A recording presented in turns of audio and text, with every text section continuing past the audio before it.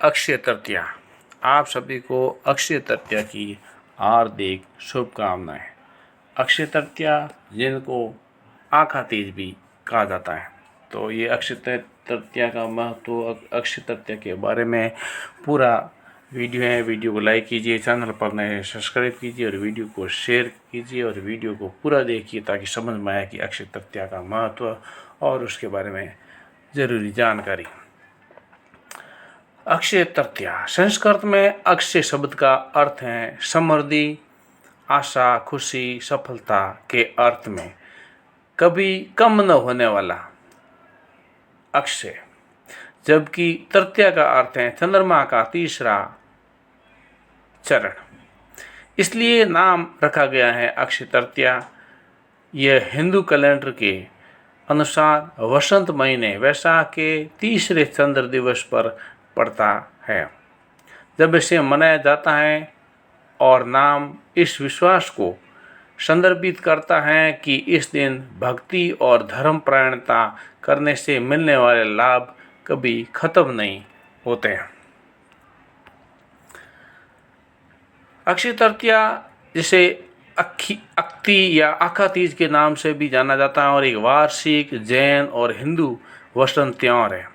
ये हिंदू महीने वैशाख के उज्ज्वल यानी कि आधे शुक्ल पक्ष की तीसरी तिथि चंद्र दिवस यानी कि तृतीया को पड़ता है। इसका अधिकार की नाम की बात की जाए तो अक्षय तृतीया बोला जाता है, और हिंदू और जैन के द्वारा इनको माना जाता है। और इसमें जो पर्व के दिन क्या क्या काम किया जाता है, प्रार्थना की जाती है, गन्ने का रस और त्योहारी खाद्य पदार्थ का वितरण और दान दक्षिणा की जाती है। और वैशाख शुक्ल तृतीया आखा तीज है और ये वार्षिक त्यौहार माना जाता है। ये दिन उन लोगों के लिए शुभ हैं जो चावल खरीदते हैं, बैंक खाते में पैसा जमा करते हैं, किसी भी तरह की नई चीज़ या नई बर्तन खरीदते हैं, मंदिरों में जाना, गरीबों के लिए खाद्य पदार्थ का विशेष प्रसाद दान करना या गरीब बच्चों को शिक्षा की फीस के लिए मदद करना, ये सभी अक्षय तृतीया के अच्छे संकेत हैं। यानी अच्छे शुभ कोई भी काम करो जिससे आपके जीवन में वापस वो चीज़ मिले, वैसे सभी काम कर सकते हैं। अक्षय तृतीया को भारत में हिंदुओं और जैनियों द्वारा एक शुभ दिन के रूप में मनाया जाता है।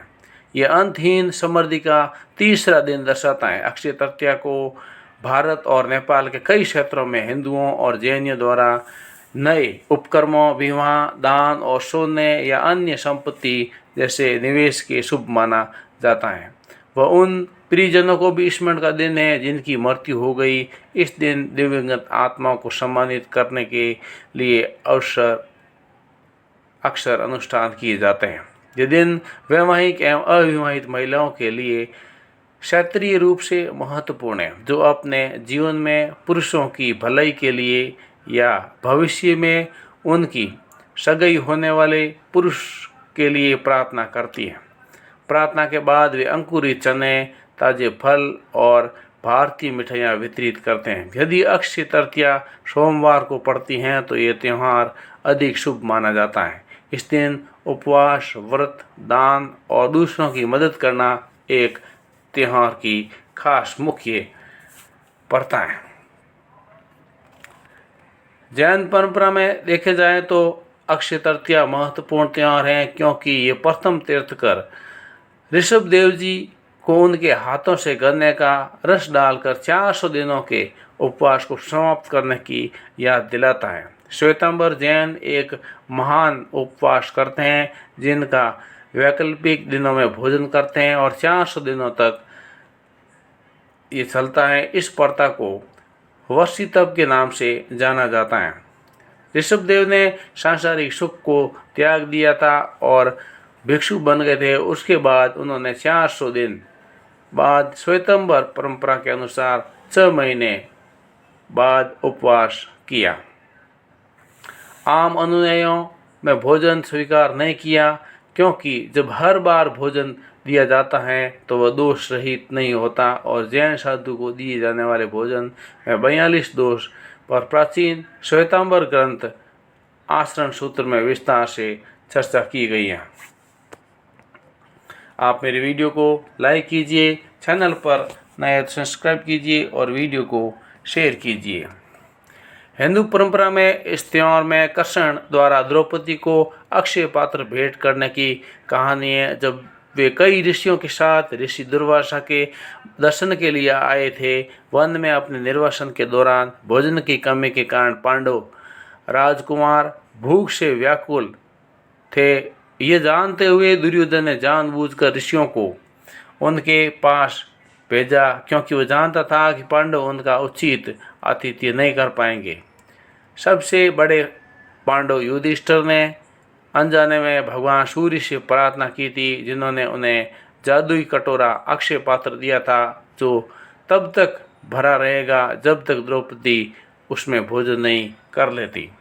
लेकिन ऋषि दुर्वासा का आगमन उनके भोजन समाप्त करने के ठीक बाद हुआ और केवल 3 चावल के दाने कटोरे में चिपके रह गए। पांडव चिंतित हो गए और उन्होंने ऋषियों से भोजन करने से पहले पास के एक झील में स्नान करने के लिए कहा।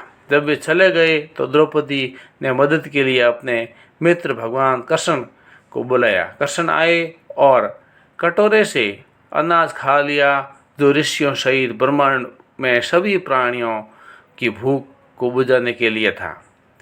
इसने ऋषि के क्रोध को कम कर दिया और पांडवों को उनके श्राप से बचा दिया। और दूसरी कथा के अनुसार अक्षय तृतीया को हिंदू भगवान विष्णु के छठे अवतार परशुराम जयंती मानते हैं और वैष्णव मंदिर में उनकी पूजा की जाती है।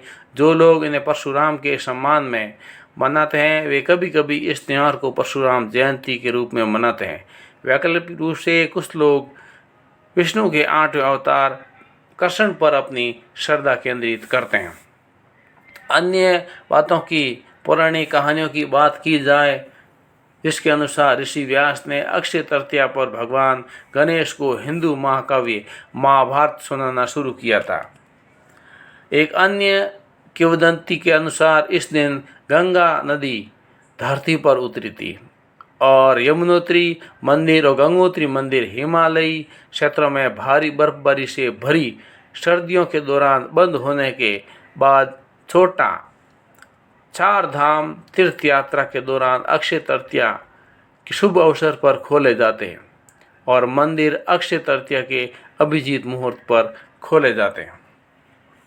इस दिन से जुड़ी एक और घटना है कि सुदामा का अपने बचपन के दोस्त कृष्ण से द्वारका जाना, जहाँ उन्होंने वरदान के रूप में असीमित धन प्राप्त हुआ। माना जाता है कि कुबेर ने इस शुभ दिन पर धन के देवता को नियुक्त किया था।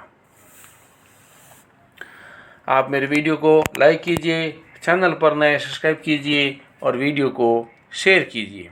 कुल मिलाकर के अक्षय तृतीया की महिमा अपरंपार है और इस महिमा में आप कितना दान दे सकते हैं, कितना सहयोग कर सकते हैं, कितना खाना खिला सकते हैं, कितना कर सकते हैं शुभ काम, वो आपको अनंत गुना होकर के वापस मिलेगा। यही सारांश की बात है।